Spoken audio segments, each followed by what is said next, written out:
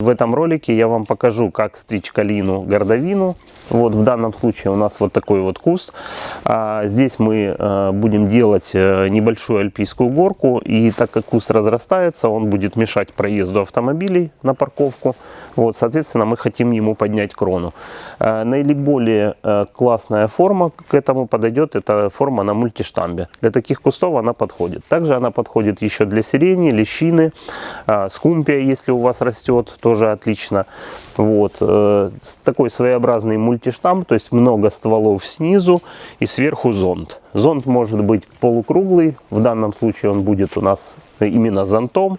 Он также может быть еще и с плоской вершиной, но тут уже кому как нравится. Первым делом, что нужно сделать? Нужно проредить куст, чтобы попасть в середину. Мы удаляем ветви, которые у нас слишком низко находятся и торчат в стороны, так как мультиштамп, все стволы, они должны как бы идти вверх, а потом вверху уже раздаваться. Поэтому вот такие вот стволы, как вот этот, мы их, скорее всего, сейчас удалим. Также можно попутно вырезать ветки старые, пеньки, если попадаются. Вот таким инструментом это более всего удобно делать. Сейчас я буду резать не слишком правильно, то есть оставлять пеньки, впоследствии мы их подрежем. Это для удобства больше делается. Вот эта ветка у нас торчит в сторону. Вот мы ее сразу вырезаем почти под ноль. Вот таким образом. Все ветки, которые у нас торчат в сторону, и мелкие, которые внизу находятся, мы тоже сразу же подрезаем. Стараемся подрезать без пеньков, чтобы потом оставалось меньше работы. Вот таким образом прочищаем. Теперь смотрите, здесь у нас присутствует очень много молодых ветвей.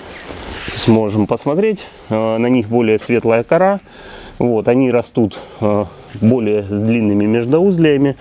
И вот у нас старая ветвь присутствует. Она растет невысоко. То есть вот видно ее окончание. Соответственно, в более высокий зонт она уже не пойдет. Так как ветка старая, мы ее вырезаем полностью. Вырезаем в этом месте, так как вот у нас пошла молодая ветвь. И мы как бы переводим со старой на молодую. Вот, полностью ее вынимаем. Для удобства можно обрезать ветки, чтобы хорошенько ее вытащить изнутри.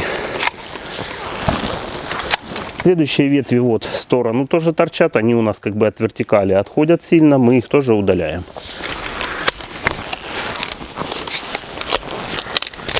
После того, как мы удалили все ветки, которые у нас росли в сторону, у нас куст немного проредился, уже видно. И у нас осталось много мелких веточек вот такого плана. Внизу они нам не нужны. Мы будем куст чистить на определенную высоту. Сейчас я покажу, как это делается. Воспользуемся секатором для этого. Чистим полностью стволы. Вот здесь, например, ветка у нас торчит сильно на парковку.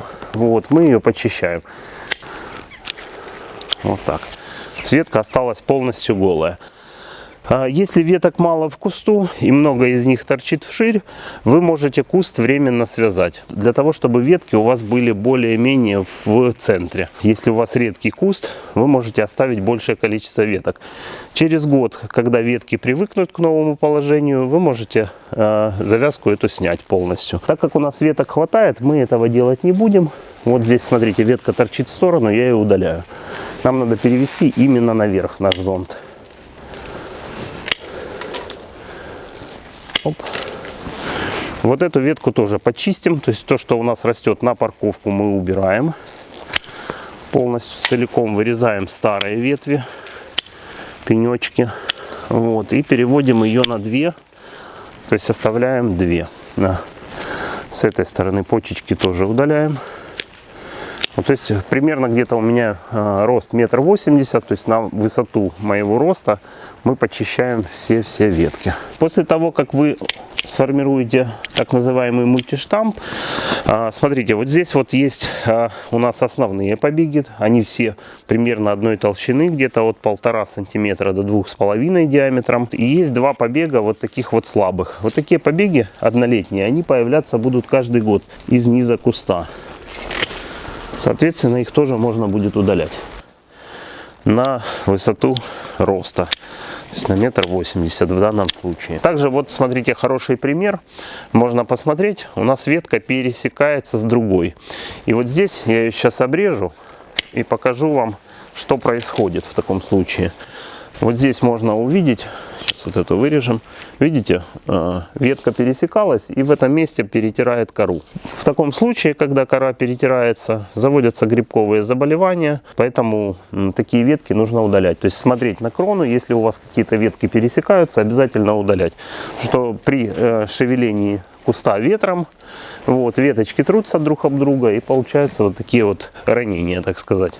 Вот она ветка, видите, в сторону растет, я ее сразу тоже убираю. У меня все ветки должны быть в кусту расти вверх, параллельно друг другу. В данном случае, смотрите, вот ветка у нас раздваивается. Вот, мы ее разводим как бы на две части и удаляем полностью середину. То есть, как бы распускаю ее на две более тонких ветки. Можно увидеть, чуть-чуть проредили таким образом крону. Вот. Опять же, на 1,80 м мы все убираем. Так, здесь тот же самый эффект. То есть вот у нас 3 ветки идет. Одну в центре мы удаляем, как бы чуть-чуть куст разводя чуть шире. Вот, нашу крону. Потому что суть зонта в том, чтобы у нас много стволов шло снизу и потом куст раздвигался. На самом деле этот куст еще слишком молодой. Раздвигаться он у нас будет выше. Вот, ну, в данном случае этого уже достаточно для того, чтобы он пошел вширь. На следующих примерах мы увидим то же самое буду делать. Вот, оп. Чуть-чуть как бы раздвигая крону вверху. Здесь, смотрите, ветка была срезана, вот, осталась одна здоровая, вот с этой стороны. Но так как мы раздваиваем ветви, мы удаляем здесь мелочь и все-таки эту ветвь оставим, то есть, чтобы она у нас делилась выше. Вот таким образом. Оп. Центральный опять же раздваиваем выше. С этой стороны, смотрите, тоже у нас такой пучок ветвей. Надо убрать, из них оставить самые здоровые. То есть у нас здесь есть ветка, и вот эта ветвь выходит на ширину. То есть мы удаляем центральную. Пока вот таким образом. Пенек остается, мы его вырежем чуть попозже. Для удобства удаляем пока вот эти ветки. То есть получается у нас должны быть, то есть идет одна ветвь. После она раздваивается, и чуть-чуть выше мы опять позволяем им раздваиваться.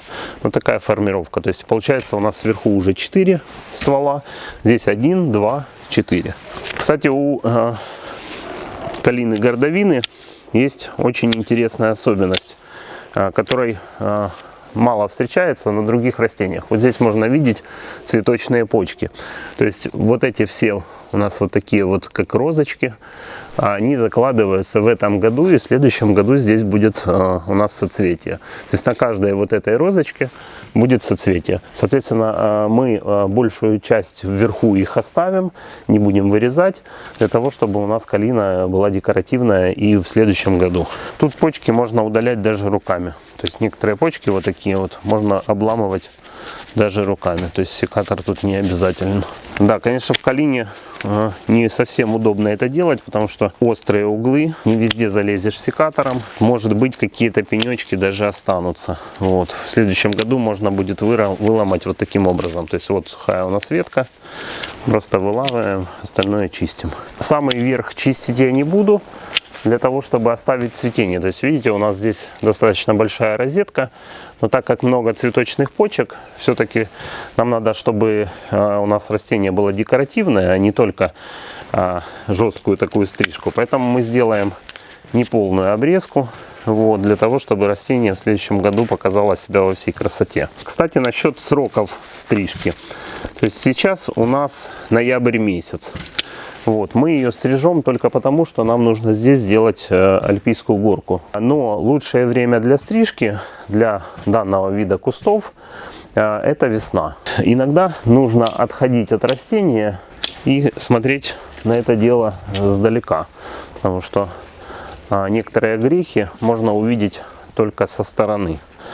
Вот, поэтому частенько надо делать именно такой прием так называемый. То есть обходите растения вокруг и смотрите, где у вас что-то недострижено.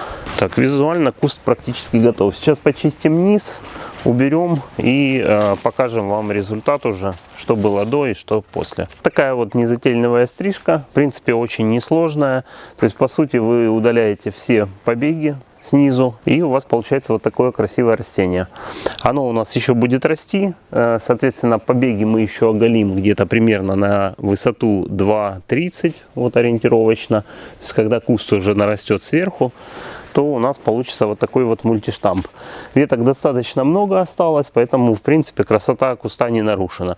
Такая стрижка, как я уже говорил выше, подойдет еще сирени, вот, скумпии. Ну и, в принципе, большинству кустарников, именно высокорослых, которые имеют высоту, как калина гордовина, 4 и выше метров. Поэтому пользуйтесь данной инструкцией. Всем хорошего настроения и до новых встреч!